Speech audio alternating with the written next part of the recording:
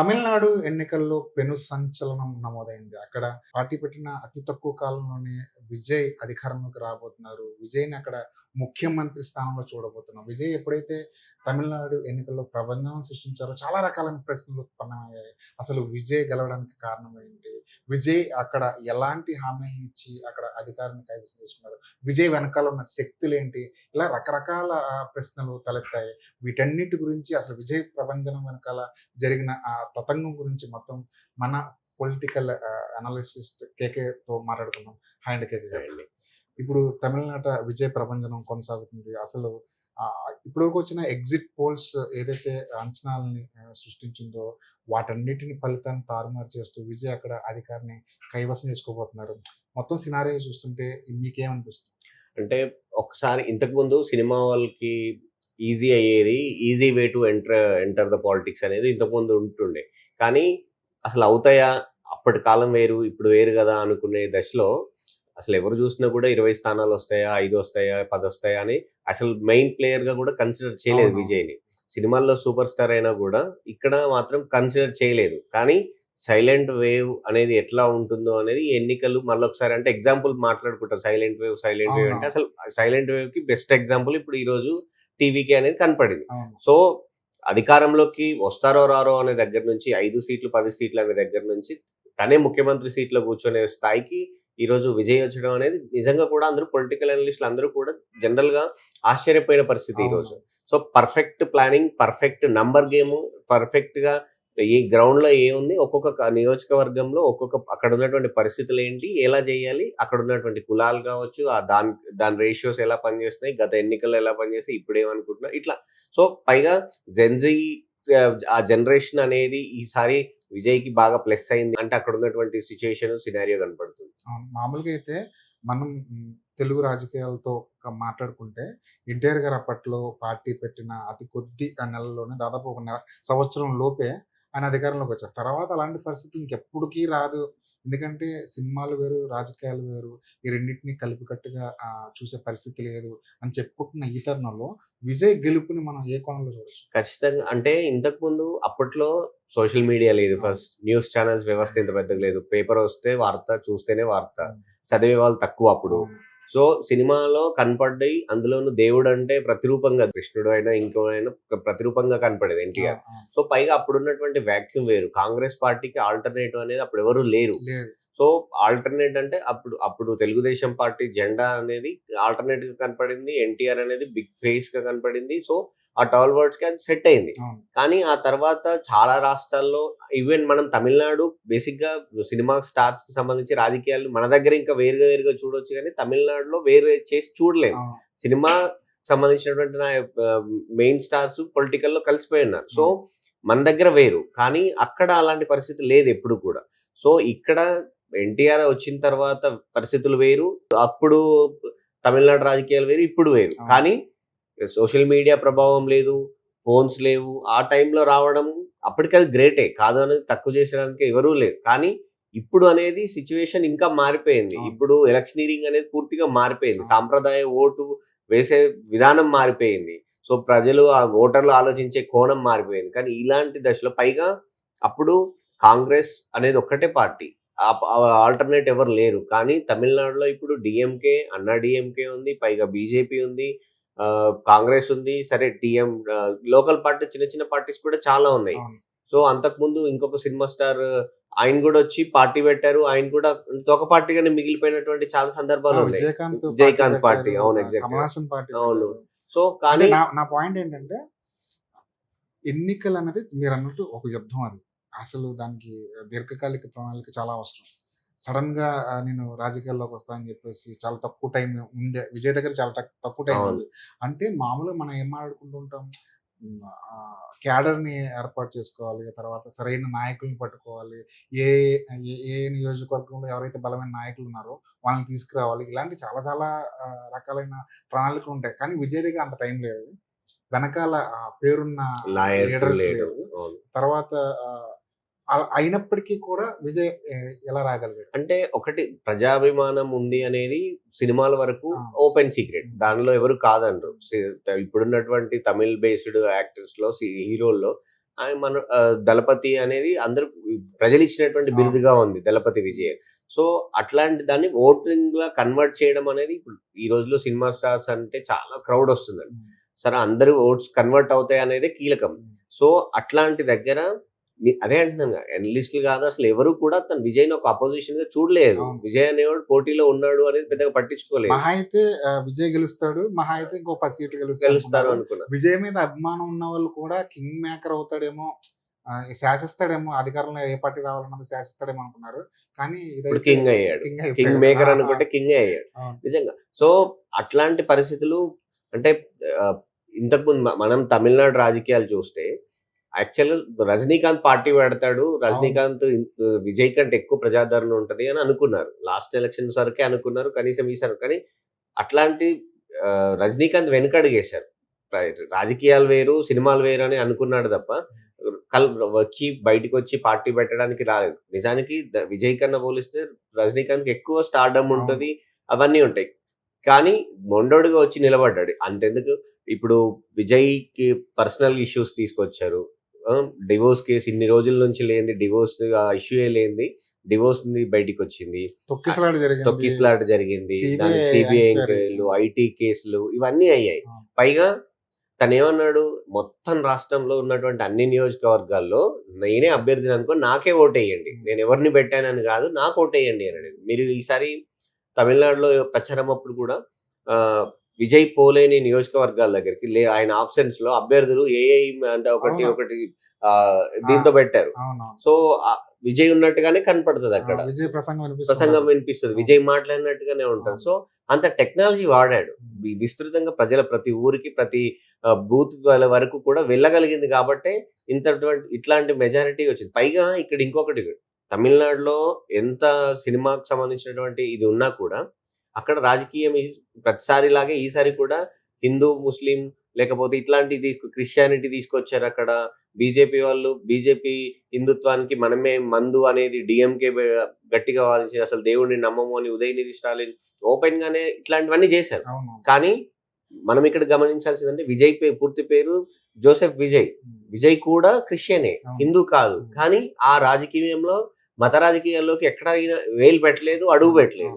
So BJP ఏమో Hindu based మత రాజకీయం చేసింది, డిఎంకేనేమో హిందూయేతర మత రాజకీయం చేసింది. కానీ విజయ్ సైలెంట్ గా వచ్చాడు, పని కానిచ్చాడు, గెలిచాడు, సీఎం కుర్చీ ఎక్కబోతున్నాడు.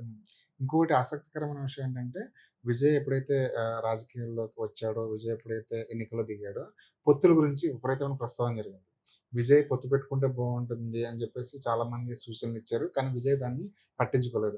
నిజంగా పొత్తు పెట్టుకోకపోవడం, సింగిల్ గా రావడం అనేది విజయ్ కలిసి వచ్చింది. ఖచ్చితంగా. అంటే ఫ్రెష్ ఫేస్, ఎలాంటి బ్యాగేజ్ లేదు, పాతవి. ఇప్పుడు సపోజ్ కాంగ్రెస్ తో పొత్తు పెట్టుకుంటుందని చాలా మంది అనుకున్నారు. కాంగ్రెస్ తో పొత్తు అనేసరికి పాతవి కాంగ్రెస్ పార్టీకి ఉన్నటువంటి నెగటివిటీ అంతా కూడా విజయ్ మోయాల్సి వచ్చేది. ఇక్కడ ఏం లేదు, విజయ్ ఫ్రెష్ ఫేస్, ప్రజల్లో ఉన్నటువంటి అభిమానం, సినిమాల నుంచి వచ్చినటువంటి పేరు, సో కొట్లాడాడు. సో అంటే ప్రజలు ఇక్కడ ఒకటి గమనించాలండి. అంటే ఇన్ని కేసులు పెట్టిన విషయంలో కావచ్చు, లేదు అంటే తన పర్సనల్ లైఫ్ లో విషయాలు అన్నిటినీ పబ్లిక్ చేసినటువంటి దాన్ని ఎందుకు ఇంత ఇబ్బంది పెడుతున్నారు ఒకరిని అనేది కూడా కొన్నిసార్లు సెంటిమెంట్ వర్కౌట్ అవుతుంది, సింపతి వర్కౌట్ అవుతుంది. సో అది కూడా అయ్యి ఉండొచ్చు, కాదు అని చెప్పడానికి అయితే లేదు. కానీ మొత్తంగా ఓవరాల్ గా తమిళనాడు ఎలక్షన్ చూస్తే మాత్రం అంటే రెండు బలమైనటువంటి, ఇప్పుడు అన్నా డిఎంకే లాగా స్టాలిన్ లాగా ఒక పెద్ద లీడర్ ఎవరు లేరు. పళనిస్వామిని పెద్దగా ముఖ్యమంత్రిగా పనిచేసినప్పటికీ కూడా రబ్బర్ స్టాంప్ లానే ఉన్నాడు ఆయన. సో అట్లాంటి చోట అన్నా డిఎంకే పెద్ద లీడర్లు లేకపోయినా మంచి స్థానాలు గెలిచినప్పటికీ కూడా బీజేపీతో పొత్తు అనేది ఆ పార్టీకి బ్యాగేజ్ అయిపోయింది. సో కాంగ్రెస్ తో పొత్తు అనేది ఉన్నా కూడా ఉదయనిధి స్టాలిన్ వ్యాఖ్యలు కావచ్చు, అసలు డిఎంకే అంటేనే యాంటీ హిందూ అనేది ఒకటి ప్రొజెక్ట్ చేసుకుంటూ వచ్చారు. కానీ అది పోనీ అట్లా అయినా క్రిస్టియానిటీ ఓట్లు వన్ సైడ్ పడ్డాయంటే అది లేదు. చెన్నై లాంటి సిటీస్ లో కొన్ని పర్టికులర్ ఏరియాస్ లో డిఎంకే అనేది జీరో అయిపోయింది. దాదాపు 20 మంది మంత్రులు వెనకంజలో ఉండడం అనేది, అంటే ఒక వేవ్ ఉంటేనే అట్లాంటివి జరుగుతూ ఉంటాయి. అది స్పష్టంగా విజయ్ వేవ్ అనేది ఇక్కడ కనపడింది. అంటే పోలింగ్ శాతం కూడా విపరీతంగా పెరిగింది కదా ఈసారి. పెరగడంతో నిజంగానే ప్రభుత్వం మీద వ్యతిరేకత ఉందా అన్నది ఒక పాయింట్. రెండోది విజయ్ మీద సానుకూలంగా స్పందించారు ఓటర్లంతా అన్నది 2 రకాలైన పాయింట్లు కనిపించాయి. ఏది పోలింగ్ శాతం పెరగడం వల్ల ఎవరికి లాభం ఎక్కువ జరిగిందంటారు? ఆబ్వియస్‌గా అంటే కొత్త ఓటర్లు 18, 19 ఇయర్స్ నుండి ఫస్ట్ టైమ్ ఓటేసే వాళ్ళందరూ కూడా విజయ్‌కి వన్ సైడ్ ఎలక్షన్ చేశారు అనే దానికి చాలా స్పష్టంగా కనపడుతుంది అవును. ఇక్కడ. ముందు నుంచి కూడా యూత్ అంతా విజయ్ వైపే ఉండ్రు అనేది అన్ని పార్టీలు, అందరి సర్వేలు కూడా చెప్పినాయి. కానీ విజయ్ 20 స్థానాలకు మించి గెలవడు అని. ఎందుకు అనంటే పర్సెంటేజ్ ఆఫ్ ఓట్స్ ఎక్కువున్నాయి గదా! అన్నప్పుడు ఏం చేశారంటే గతంలో చిరంజీవి కూడా ఇలాంటి పర్సెంటేజ్ ఆఫ్ ఓట్స్ మంచి మెజారిటీ ఓట్ షేర్ వచ్చింది. బట్ సీట్స్‌లోకి కన్వర్ట్ చేయలేకపోయారు పీఆర్‌పీని. అవును. అప్పుడు ఉన్నటువంటి అంటే 2009 టైంకి అప్పటికి ఎట్లా అంటే ఎట్లా చూసారు అంటే చిరంజీవికి వచ్చినటువంటి పొలిటికల్ వేవ్ కూడా చాలా పెద్దది. అంత వేవ్‌లో అంత మంచి ఓట్ షేర్ వచ్చినా కూడా అన్ని సీట్లు రాలేకపోయాయి. కానీ విజయ్‌కి అది సెట్ కాదు. విజయ్‌కి కూడా పరిస్థితి అంతే 8 సీట్లో, 10 సీట్లో తోకపార్టీలాగా మిగిలిపోతది అని అనుకున్నారు. అవును. కానీ జెన్‌జీతో పాటు అప్ 50 ఇయర్స్ బిలో ఏదైతే ఏజ్ గ్రూప్ ఉందో అవును. అందరూ కూడా వన్ సైడ్ ఓట్ జరిగింది. జరిగింది కాబట్టి స్పష్టంగా కనపడుతుంది. ఇప్పుడు మనకి బలంగా ఏమనిపిస్తుందంటే, విజయ్‌కి పనిచేసింది సినిమా గ్లామరా? లేదంటే నిజంగానే తమిళనాడులో ప్రభుత్వం పట్ల అంత వ్యతిరేకత ఉందా? ఈ రెండిట్లో ఏది కరెక్ట్? ఒక్కటండి. అంటే సినిమా గ్లామర్ అనేది క్రౌడ్ పుల్లింగ్‌కి పనికొస్తది. లేదంటే చేస్తాడని కొద్దిమంది సెక్షన్‌కి పనికొస్తది కదా! రాజకీయాలు వేరు, సినిమాలు వేరు. హ్మ్. కానీ తమిళనాడును జూస్తే అక్కడ స్టాలిన్‌కి అపోజిట్‌గా నిల్చునేటువంటి పెద్ద ఫేస్ ఎవరు లేరు. హ్మ్. స్టాలిన్ ఒక్కడే కాబట్టి ఇంక అందుకే స్టాలిన్‌కి, డీఎంకేకి తిరుగులేదనుకోని గూడా అనుకోవచ్చు. ఓవర్ కాన్ఫిడెన్స్ కూడా అయ్యుండొచ్చు. కానీ అన్నా డీఎంకేలో సరైనటువంటి నాయకత్వం లేదు. స్టాలిన్‌కి ధీటుగా పనిచేసేటువంటి నాయకుడు లేడు. సో, అన్నా డీఎంకేకి అది మైనస్ అయింది. తర్వాత బీజేపీ అయినా, కాంగ్రెస్‌నైనా అక్కడ జాతీయ పార్టీలను జనరల్‌గానే వాళ్ళు తిరస్కరిస్తారు. అవును. సో, అపోజిషన్ అనేది ఇంకొక నాయకుడి పార్టీలకు సంబంధించినటువంటి కొరత లేదక్కడ. పార్టీలు చాలా ఉన్నాయి. కానీ నాయకుడి కొరత ఉంది. సో, స్టాలిన్‌కి అపోజిట్‌గా ఉండేటువంటి నాయకుడు ఎవరు అనుకున్నప్పుడు ప్రజలు విజయ్ వైపు మొగ్గారు. పైగా విజయ్ ఇంకా చాలా కాలం పాటు ప్రజలకు సేవ చేసేటువంటి అవకాశం ఉంది. అవును. అంత ఏజ్ ఉంది. పైగా ఫ్రెష్ కాబట్టి పాలిటిక్స్‌లో ఏదో చేస్తాడు అన్నటువంటి నమ్మకం ఉంది. ఇంతకుముందు అయినా కూడా ఎంజీఆర్‌ని జూసినప్పుడు గూడా పార్టీ పెట్టినంక 5 ఏళ్లకు టైం తీసుకున్నప్పటికిను రాజకీయాలకు కొత్త కాదాయన. అప్పటికే ఎమ్మెల్యేగా ఉన్నాడు. ఎక్స్‌పెల్ చేసిండు గాబట్టి కొత్త పార్టీ పెట్టాడు. అన్నా డీఎంకేని సక్సెస్ అయ్యారు. ఇక్కడ విజయ్ దగ్గర కూడా అంతే. నాయకుడు అనేవాడు ఇంకొక అవకాశం ఉండాలి అనేది ఆల్టర్‌నేట్ జూసారు. అది విజయ్ లాగా కనపడ్డట్టు కనిపిస్తుంది. ఓకే. ఓకే. ఇప్పుడు జనరల్‌గా మాట్లాడుకునేదేంటంటే తమిళనాడులో ఈ రాజకీయాల్లో విజయ్ ప్రభుత్వం ఏర్పాటు చేసి 'త్రిష' పాత్ర ఏంటన్నది ఒక పెద్ద అవును. చర్చనీయాంశం. ఈవెన్ యాక్చువల్‌గా సోషల్ మీడియాలో అయితే హ్మ్. ఎక్కువ ట్రెండ్ అవుతున్నాడు. విజయ్ ఎంతలో ట్రెండింగ్‌లో ఉన్నాడో ఇప్పుడు త్రిషది కూడా ఆ పేరు అంతే ట్రెండ్‌లో ఉంటది. అవును. అవును. అంటే ఇంతకుముందు ఎంజీఆర్ ఉన్నప్పుడు జయలలిత ఎట్లాంటి పాత్ర అవును. పోషించింది అని కంపేర్ చేస్తారు. అవును. అదే రాజకీయము, అదే స్టేట్ కాబట్టి ఆబ్వియస్‌గా కంపారిజన్ ఉంటది. అవును. అట్లా ఉంటది. ఉండదు అనేది ఎవరు అనరు. ఎందుకంటే త్రిష సరే వ్యక్తిగతమైనటువంటి విషయాలు పక్కన పెడితే తను అమిత్ షాని కూడా కలిసొచ్చారు. సో, అవును. పొలిటికల్ టచ్ అనేది ఆమెలో ఉంది అనేది చాలా స్పష్టంగా అవును. కనపడుతుంది. ఈవెన్ అంతెందుకు ఆహ్, విజయ్ పార్టీ అధికారం చేపట్టబోతుంది అనుకున్నప్పుడు త్రిషకి మినిస్టర్ ఇస్తారట, త్రిషకి హోమ్ మినిస్టర్ ఇస్తారట అనేది కూడా సోషల్ మీడియాలో ఈరోజు ఈ 'త్రిష' బర్త్‌డే అవును. దానికి తగ్గట్టు ఆవిడ తిరుపతిలో. తిరుపతెళ్లారు. తిరుపతెళ్లి పూజ చేసుకొని ప్రత్యేకమైన పూజలు చేసుకుంటే బండ్ల గణేష్ ఒక ట్వీట్ చేశారు. బండ్ల గణేష్ ట్వీట్ చూస్తే దాంట్లో అంతరార్థాలు మనం అవును. ఈజీగా పసిగట్టొచ్చు. అవును. అంటే ముందు నుంచి కూడా బ్యాక్ ఎండ్‌లో త్రిషానే కింగ్ మేకర్‌గా పనిచేస్తారు. తనే అవును. కీలకంగా ఉంటారని చాలా రోజుల నుంచి అనుకుంటారు. హ్మ్. ఈరోజు ఓపెన్ బర్త్‌డే సందర్భంగా కావచ్చు, మంచి రిజల్ట్స్ ఇంతకు అవును. మించినటువంటి బర్త్‌డే గిఫ్ట్ అయితే ఇది అవును. ఉండదు కదా! అవునవును. సో, ఈరోజు ఓపెనే. తన ఇంటికి విజయ్ ఇంటికి కూడా అందరూ కెమెరాలున్నాయి. అక్కడే దేశంలో ఉన్నటువంటి మీడియా అంతా అక్కడే ఉంది అవును. విజయ్ ఇంటి దగ్గర. వెళ్లారు, కలిసారు. సో, ఇంకా అది రహస్యమేమి కాదు. అవును. కానీ వెనకాల ఎలాంటి పాత్ర పోషిస్తారనేది భవిష్యత్తే చెప్తది. అది యాక్టివ్ రోలా? లేకపోతే నాన్ యాక్టివ్ రోలా? ఓన్లీ ఎలక్షన్ కాబట్టి ఫస్ట్ టైమ్ ఎలక్షన్ అసలు విజయ్‌కి వెనకాల వెన్నుముకగా ఎవరు లేరు కాబట్టి నిలబడిందా? హ్మ్. ప్రతి మగాడి విజయం వెనుక ఒక ఆడది ఉన్నది అన్న డైలాగ్ లాగే. సో, ఇక్కడ కూడా అక్కడి వరకే పరిమితం అవుతారా? పొలిటికల్ డెసిషన్స్‌లోకి వెళ్తారా? అంటే ఇక్కడ ప్రభుత్వం వేరే అవుతుంది. మళ్ళీ పార్టీ వేరే అవుతుంది. సో, అవునవును. ప్రభుత్వంలో విజయ్ పనిచేస్తే పార్టీ ఫస్ట్ టైమ్ గెలిచినప్పటికి కూడా గ్రౌండ్ లెవెల్‌లో డీఎంకే, అన్నా డీఎంకే ఉన్నంత స్ట్రాంగ్‌గా పార్టీ ఇంకా బలపడాలి. అవును. సో, ఆ పార్టీకి సంబంధించినటువంటి పనులు చూసుకుంటారనేది చూడాలి. అది అవును. కాలం గడుస్తూనే తప్ప కాకపోతే ఇక్కడ మాత్రం అన్నా డీఎంకే మాత్రం ఇంకా పూర్తి స్థాయిలో కనుమరుగు కావడానికి ఎక్కువ అవకాశం అయితే ఉంటది. టెంట్లెత్తేసారని చెప్పేసి అది డీఎంకే దగ్గర డీఎంకే. టెంట్లెత్తేసారు. అవును. కానీ సరే డీఎంకేకేమో స్టాలిన్ ఇంకా ఉన్నాడు. అవును. హ్మ్. ఇప్పటికే ఉదయనిధి స్టాలిన్ ఎస్టాబ్లిష్ అయ్యాడు. పైగా డీఎంకే ఫ్యామిలీ లాగా చాలామంది రాజకీయాల్లో ఉన్నారు. సో కానీ ఏఐడిఎంకేకి ఎవరు లేరు. పన్నీర్ సెల్వం వెళ్ళిపోయాడు. అవును. సో వాషౌట్ అయిపోతాడు. పళనిస్వామి కూడా ఇంకే పెద్దగా ఏమి ఉండదు. సో ఆ కానీ ఏఐడిఎంకేకి ప్రతి నియోజకవర్గంలో స్ట్రాంగ్ ఓట్ బ్యాంక్ ఉంది, లీడర్లు ఉన్నారు. అవును. వాళ్ళు ఆ పునాదులు ఎవరు వాడుకుంటారు అనేది ఇప్పుడు టీవీకే వాడుకుంటే ఇంకా టీవీకేకి ఇంకా ఇప్పుడు డిఎంకే ఎలా ఉందో భవిష్యత్తులో ఆ టీవీకే కూడా అంత స్ట్రాంగ్గా అవ్వడానికి అవకాశం ఉంటుంది. సో ఆబ్వియస్గా ఎవరైనా చేస్తారు కదా, ఎందుకంటే అధికారంలో ఉన్నవాడు ఎవడు పార్టీని వదిలేసుకోవాలని అనుకుంటారు అట్లా. ఈ రిజల్ట్ చూసి ఇప్పుడు రజనీకాంత్ ఏమైనా బాధపడే సందర్భం ఏమైనా ఉందా? మిక్స్డ్ అవకాశం ఒపీనియన్ అయితే ఉంటది. అరే మనకు ఎక్కువ స్పేస్ ఉండే కదా అనేది అవును. అయితే ఉంటుండొచ్చు. ఎందుకు అంటే అవునన్నా కాదన్నా రజనీకాంత్ అది వేరు, తన స్టార్డమ్ వేరు, ఆ బ్యాండ్ విడ్త్ వేరు. సో ఆయన వెనకడుగు వేసాడు యాక్చువల్ అంతకుముందు ఉన్నటువంటి సందర్భాలు కావచ్చు, సినిమా వాళ్ళు. కానీ విచిత్రం ఏంటంటే ఇదిగో అదిగో అని చెప్పి హడావుడి చేసేవాళ్ళే. రజనీకాంత్ ఎప్పుడు ఒక మీటింగ్ పెట్టినా అది పొలిటికల్ మీటింగే, దానికి సంబంధించిన చర్చలు జరుగుతున్నాయి అని అనుకునేవాళ్ళు. పొలిటికల్ మీటింగ్ కూడా చాలా పెట్టాడు. అవును, అభిమానులందరినీ ఫ్యాన్స్ పిలిచి మీట్లు ఫ్యాన్స్ పెట్టాడు, మీట్స్ అని పెట్టి అసలు ఫోటోలు రావాలా వద్దా, దిగడానికి వెను పెట్టాడు. రావాలా వద్దా, వస్తే ఏం చేయాలి, పార్టీ పేరేంటి, ఇలా రకరకాలుగా ప్రచారాలు జరిగాయి. కానీ విచిత్రం ఏంటంటే కమల్ హాసన్ లాంటి దిగ్గజం ఓడిపోయిన చోట విజయకాంత్ బలమైన సామాజిక వర్గం అండదండలు ఉన్న విజయకాంత్ ఓడిపోయిన చోట, రజనీకాంత్ భయపడిన చోట విజయ్ ఒక్కడే వెళ్ళి అక్కడ అంటే ఆబ్వియస్ అండి. అప్పుడు విజయకాంత్ ఉన్నప్పుడు కరుణానిధి ఉన్నాడు, జయలలిత ఉంది, వాళ్ళు స్ట్రాంగ్గా ఎస్టాబ్లిష్డ్ అయ్యారు. కానీ మీరు గమనించాలి, విజయకాంత్ కూడా తక్కువ సీట్లు సరే సీఎం కాలేకపోవచ్చు, కానీ మెజారిటీ తనకంటూ ఒక పటిష్టమైన ఒక ఓట్ బ్యాంక్ని క్రియేట్ చేసుకోగలిగాడు. తనకు మంచి సీట్లే వచ్చాయి. పైగా తను ఎలక్షన్స్ వదిలేసి పోలేదు ఎప్పుడు. అంటే పార్టీ నేను గెలవలేదు కాబట్టి, సీఎం కాలేదు కాబట్టి అని పార్టీ పెట్టిన తర్వాత వదిలేసి పోలేదు, నిలబడ్డాడు. సో అది వేరు.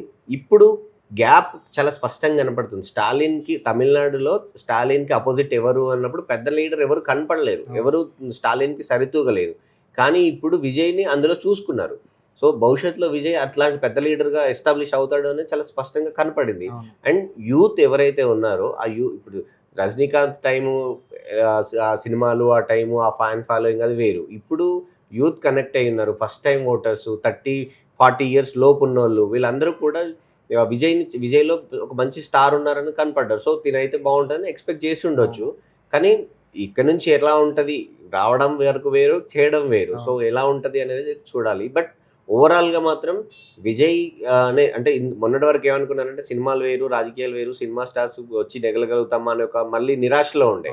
కానీ ఇప్పుడు విజయ్ తర్వాత ఇంకెక్కడెక్కడ ఏ స్టేట్లో, కేరళ లాంటి స్టేట్లలో కూడా గ్యాప్స్ ఉన్నాయి. ఎందుకు ఇప్పుడు మన స్టేట్లో చూసుకుంటే ఎన్టీఆర్ కూడా రాజకీయ రంగ ప్రవేశం చేయొచ్చు అని చెప్పేసి రకరకాల ప్రయత్నాలు కానీ వార్తలు కానీ ఎప్పటి నుంచో వస్తూనే ఉన్నాయి. ఎన్టీఆర్ కూడా ఇంట్రెస్ట్ ఉంది. సో ఎన్టీఆర్ కూడా రావచ్చు కదా అన్న కొత్త శక్తి, కొత్త నమ్మకం ఏదో కలిగి ఉండదు. మన తెలుగు వరకు వచ్చేస్తే సో చిరంజీవి తర్వాత అసలు ఇంకా సినిమా స్టార్స్ ఎవరు రారనుకున్నారు, కానీ పవన్ కళ్యాణ్ వచ్చారు. మొదట్లో దెబ్బతిన్నా కూడా నిలబడ్డాడు. సో అది రిజల్ట్స్ కనపడింది. సో అవుతుందా లేదా మిక్స్డ్ ఒపీనియన్ ఉన్న టైంలో ఖచ్చితంగా తమిళనాడు పాలిటిక్స్ అనేటివి, ముఖ్యంగా ఏపీ పాలిటిక్స్ మీద ఖచ్చితంగా ప్రభావం చూపిస్తాయి, సినిమా వాళ్ళ మీద కూడా ప్రభావం చూపిస్తాయి. చెప్పలేం భవిష్యత్తు. మనం కూడా ఎంత తమిళనాడు ఎలక్షన్ అయినా సరే తెలుగు వాళ్ళంతా ఎగరగా వెయిట్ చేశారు. ఎందుకంటే అక్కడ విజయ్ ఎలాంటి ఎన్ని సీట్లు వస్తాయని చెప్పేసి వాటి మీద ఫోకస్ చేశారు. రెండోది సోషల్ మీడియాలో ఇంకో రకమైన చర్చ విపరీతంగా నడుస్తుంది. పవన్ కళ్యాణ్ని విజయ్ని పక్కన పెట్టి, ఎందుకంటే వీళ్ళిద్దరు కెరీర్లు దాదాపు ఒకేలా ఉంటాయి. పవన్ కళ్యాణ్ ఎప్పుడైతే తన సినిమాల్లో ఎప్పుడైతే పీక్స్లో ఉన్నాడో అప్పుడే సినిమాలు వదిలేసి రాజకీయ రంగ ప్రవేశం చేశాడు. సేమ్ విజయ్ అదే చేశాడు. ఇక్కడ పవన్ కళ్యాణ్ చేసిన హిట్ సినిమాలన్నీ తమిళ్లో విజయ్ రీమేక్ చేశాడు. విజయ్ చేసిన కొన్ని సినిమాలని తెలుగులో పవన్ కళ్యాణ్ రీమేక్ చేశాడు. అంతేకాదు వీళ్ళిద్దరు వైవాహిక జీవితాల్లో ఒడిదుడుకులు ఒకేలా ఉంటాయి. సో వీళ్ళిద్దరిని కంపేర్ చేయడం ఎక్కువైంది. ఇప్పుడు సోషల్ మీడియాలో కొత్త ట్రెండ్ ఏంటంటే విజయ్ అక్కడ సోలోగా వెళ్ళి ఫస్ట్ ఎలక్షన్లోనే గెలిచి సీఎం అయిపోతున్నాడు. పవన్ కళ్యాణ్ ఆ ధైర్యం ఎందుకు చేయలేకపోయాడు అన్నది ఒక కొత్త చర్చ సోషల్ మీడియాలో. అంటే ఒక్కొక్క స్టేట్ ఒక్కొక్క దగ్గర ఉన్న పరిస్థితులు వేరు, ఇక్కడ ఉన్నటువంటి పరిస్థితులు వేరు, అక్కడ ఉన్నటువంటి పరిస్థితులు వేరు. సో డిపెండ్ ఆన్ ద సిచ్యువేషనే ఏ రాజకీయ నాయకుడైనా ఏ పార్టీ అయినా నిలబడగలుగుతుంది. రెండోది మీరన్నట్టు పవన్ కళ్యాణ్కి నా వ్యక్తిగత అభిప్రాయం ప్రకారం పవన్ కళ్యాణ్ అనే వ్యక్తి అప్పటికి స్టార్డమ్గా ఉన్నారు. పవన్ కళ్యాణ్ అంటే వీరాభిమానులు ఉన్నారు. కానీ అంతకుముందు చిరంజీవి పార్టీ పెట్టినప్పుడు తన యాక్టివ్ రోల్లో ఉన్నాడు, పిఆర్పి యువజన విభాగంలో ఉన్నాడు. సో పైగా అప్పుడు పార్టీ పెట్టిన తర్వాత జరిగినటువంటి పరిణామాలు ఏవైనా కావచ్చు. సో, పార్టీ లేదు అంటే ఆ బ్యాగేజ్ అనేది ఖచ్చితంగా తన పైన ఉంటది. అవును. సో, వాళ్ళ అన్న ఇలా అనేది అది ఉంటది. ఈవెన్ కానీ ఇక్కడ మనం గమనించాల్సింది ఏంది అనంటే బ్యాగేజ్ ఉన్నప్పటికి కూడా పార్టీ పెట్టాలని అనుకున్నాడు. అంటే అన్నయ్య పార్టీ పెట్టి ఇబ్బంది పడి వెనక్కొచ్చేసాడు కాబట్టి నేను పెట్టాలా వద్దా అనే ఆలోచన నాకెందుకు ఇదంతా అని ఆలోచించలేదు. అవును. సో, కానీ నేను పెడతాను, నిలబడతాను, కష్టపడతాను అనుకోని పార్టీ పెట్టాడు. పెట్టిన ఫస్ట్ ఎలక్షన్‌లో చాలా ఇబ్బంది పడ్డాడు. 2 చోట్ల ఓడిపోయాడు. తన సామాజిక వర్గం అనుకున్న వాళ్ళు ఓడించారు. ప అంటే సినిమాలు వేరు, రాజకీయాలు వేరు అనేది చాలామంది ఆ ఓటమి తర్వాత చాలామంది కామెంట్ చేశారు. అవును. కానీ అయినా కూడా నిలబడ్డాడు. తర్వాత ఎలక్షన్‌లో మంచి మెజారిటీతో గెలిచారు. అవును. సో, అది వేరు. కానీ అక్కడ విజయ్ పరిస్థితి వేరు. విజయ్ దగ్గర స్కోప్ ఉంది. ఇప్పుడు ఆయన కూడా ఆలోచించుకున్నప్పుడు ఎవరు లేరు, ఎవరు ఏంటి, డీఎంకే పరిస్థితి ఏంటి, డీఎంకే పరిస్థితి ఏంటి, నేను పార్టీ పెడితే ఎలా ఉంటదని ఆయన అసెస్మెంట్ చేసుకోవచ్చు. సో, కాకపోతే ఇప్పుడున్నటువంటి అంటే ప్రశాంత్ కిషోర్ లాంటి వ్యక్తిని హైర్ చేసుకొని వాళ్ళ టీమ్‌తో పని చేయించుకోవడం కావచ్చు, పర్ఫెక్ట్‌గా ఒక్కొక్క కాన్స్టిట్యున్సీకి ఒక్కొక్క వ్యూహం పండుకొని ఆయన అందులో సక్సెస్ అయ్యాడు. అవును. సో, ఇప్పుడు ఈయన ఒంటరిగా పోటీ చేస్తే పవన్ కళ్యాణ్ కూడా సీఎం అయితాడు అంటే అది రేపటి రోజు ఉన్నటువంటి ఆ స్పేస్‌ని బట్టి. అవును. ఇప్పుడు అక్కడ వైసీపీ ఇట్లాగే ఉందనుకోండి. మొన్నటిసారి అధికారం నుంచి 11 స్థానాలకు పడిపోయింది. వైసీపీలో అంటే లీడర్లలో కావచ్చు, వాళ్ళ నాయకత్వంలో మార్పు లేదు అనుకోండి. అప్పుడు ఆ స్పేస్ ఉంటే అప్పుడు ఏం చేస్తాడు. కాకపోతే పవన్ కళ్యాణ్ ఒక మాట ఏం చెప్తున్నాడు, ఇప్పుడున్నటువంటి రాష్ట్ర విభజన తర్వాత పార్టీ పరిస్థితి కాదు, రాష్ట్రం ముఖ్యం కాబట్టి అక్కడున్న డెవలప్‌మెంట్ ముఖ్యం అనే యాంగిల్‌లో ఆయన మాట్లాడుతున్నారు. సో, వచ్చే 5 ఏళ్లకు ఆ తర్వాత ఆయన అక్కడున్నటువంటి పరిస్థితులు మారాక అప్పుడున్న దాన్ని బట్టి నిర్ణయం తీసుకోవాల్సింది. మొత్తానికి ఈరోజు తమిళనాట రాజకీయాల్లో ఒక కొత్త శకం అనేది ఆరంభమైంది. విజయ్ కొత్త హోప్‌ని తీసుకొచ్చాడు. అటు పొలిటికల్ వేవ్‌లో చూసుకున్నా, ఇటు సినిమా స్టార్స్ కానీ చూసుకున్న, సినిమా రంగంలో చూసుకున్నా ఒక కొత్త వేవ్ తీసుకొచ్చాడు. సినిమా స్టార్‌లకి రాజకీయాల్లో పనికిరారు ఇంకా. గ్లామర్ వేరు, రాజకీయం వేరు అనుకుంటున్న దశలో విజయ్ ఇప్పుడు కొత్త జెండా పాతాడు.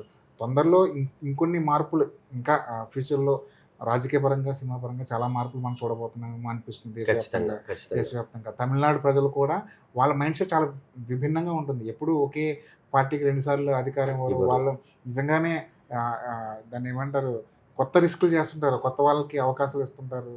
వాళ్ళ అభిమానం మొత్తం చూపించేస్తుంటారు సందర్భం దొరికినప్పుడల్లా. ఈరోజు విజయ్‌కి దొరికింది ఆ అంతే. అవకాశం.